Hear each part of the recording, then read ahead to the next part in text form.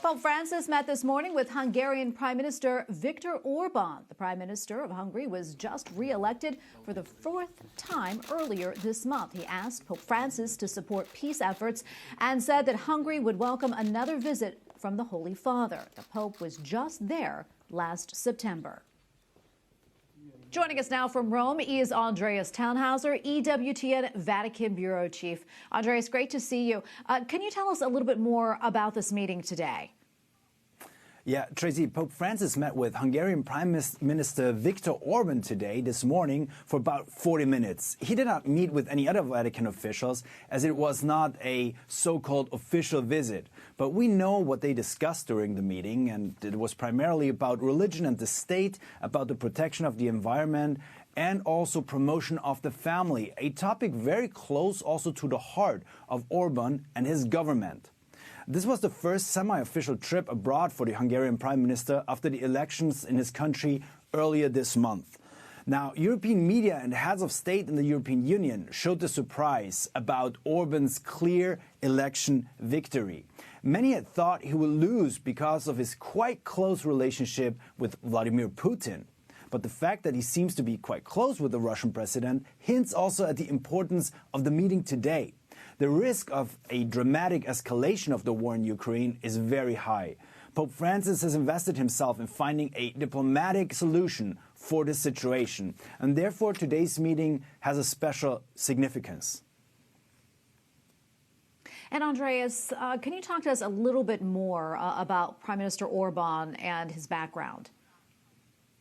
Well, Viktor Orban and his government are a rather complex and also very controversial topic here in Europe. Mainstream media and even politicians in the European Union have portrayed him close to being a despot. First, he refused to accept more refugees from Northern Africa, opposing the EU mandate for that several years back. And then he exerted a significant control on Hungarian media. That is something that cannot easily be denied. And in recent weeks, he has strongly opposed European sanctions against Russia. He also did not allow weapons destined for the Ukrainian resistance to cross his country's borders. Now, at the same time, Orban, since the beginning of the invasion of the Ukraine, has welcomed refugees on Hungarian territory. At the beginning of April, Orban had personally spoken with Vladimir Putin, asking him for an immediate ceasefire. The Russian president's response was positive back then. Orban had specified that Putin, however, had asked for precise conditions. For example, the acceptance of neutrality, which Ukraine at that time had refused. Apart from the situation related to Ukraine, Orban's government did a lot for families and persecuted Christians. It was the first government to rebuild specifically Christian infrastructure in Iraq after the devastations caused by ISIS. There's even a Secretary of State position in Hungary solely concerned with helping the persecuted Christians throughout the world. Although Orban is a Calvinist, he consistently shows openness towards the Catholic Church.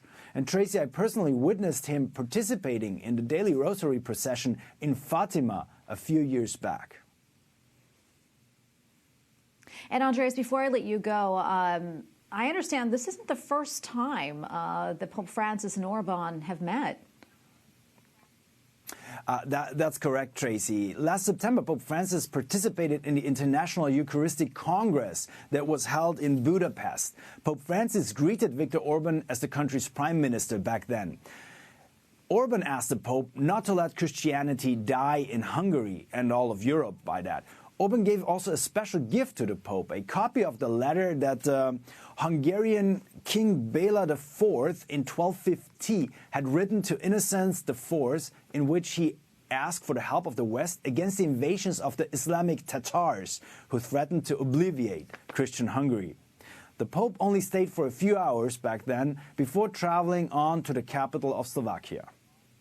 Well, Andreas, thank you so much for your reporting today. We appreciate it. Andreas Thonhauser, EWTN Vatican Bureau Chief. Thank you again. Thank you, Tracy.